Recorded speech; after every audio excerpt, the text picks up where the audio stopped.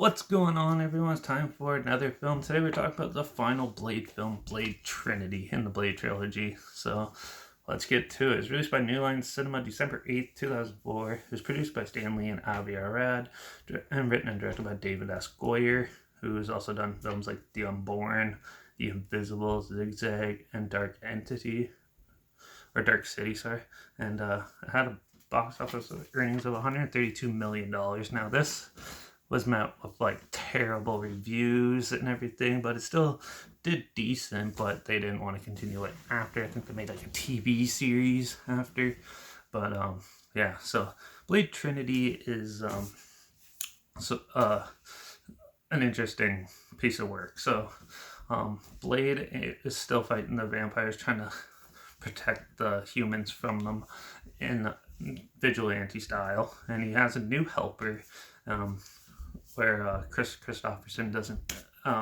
They bring him back a little bit, but then he also has another helper that he's been working with recently and trying to protect it. But then they get wind of some of the vampires actually summon Dracula, the lead vampire himself, to come and come and help rule the world, basically, of vampires. And so Blade, and he puts together this ragtag group of wannabes and vampires that are against the other ones, together to fight these Dracula's like minion vampire henchmen, and and then take on Dracula himself. So the concept of this film is really cool and interesting. Just the execution was really weird. It starts off pretty strong. You have a lot of good, solid characters and stuff. Like, there's no problem with that. It's just the way they did the story. It was more disjointed and stuff. There's some like over the top acting moments that throws it off quite a bit, and some of the characters on certain scenes are just they're just like kind of pointless. They're just there for like comic relief or something, and it doesn't really gel well with the story. And overall, it's your standard good versus evil vampire story, which is kind of common. And but it's basically Blade 1 mixed with like a Dracula film, which doesn't really go well because they got like an actor who shows no emotion at all to play Dracula, and was very stern, which in some people's minds, they probably think that's the best way to portray Dracula. With me, it's more, Dracula's more like a guy who's like very seductive and flirtatious and things like that with people, and brings a charm and lures people in. This guy is more just evil and demeaning. Now, I do gotta say the makeup effects for the final form of Dracula was pretty cool, and the gore and action scenes were not too bad. Some of it weren't really realistic enough, and that some of the acting is a little cheesy in it too. But in the scenes, the fight scenes, especially near the end, are very, very choppy and oddly choreographed, so it kind of doesn't mesh very well.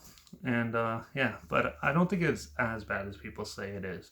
I think it's still a decent attempt to cap off the Blade franchise, basically. And how else are you gonna go from fighting Dracula? Who's Blade gonna fight next? And you could definitely tell it was at its time to close it. And I think they did an all right job. It's not the best, but it's certainly not the worst movie I've seen. So it's still an amusing little mismatch of other things, and an all right action horror film. So I'm gonna give Blade Trinity a 3 out of 5. I think it was still somewhat decent enough to watch, and it's still fun. So check it out if you want. There's a trailer link down below if you want to relive it or check it out. If it sounds like something you're interested in, that's down below.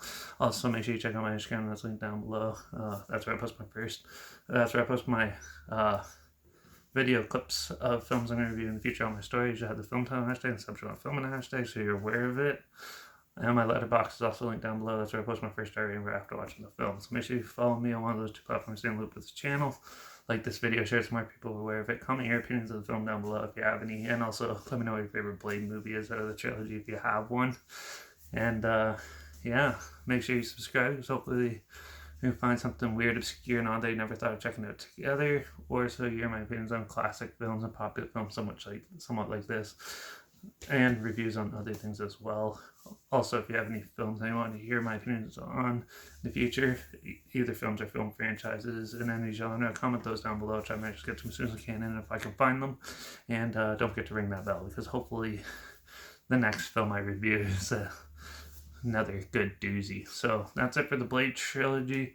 Tune in next time. I'm probably going to do more horrors coming up, but I'm not exactly sure yet. So we'll see how it goes.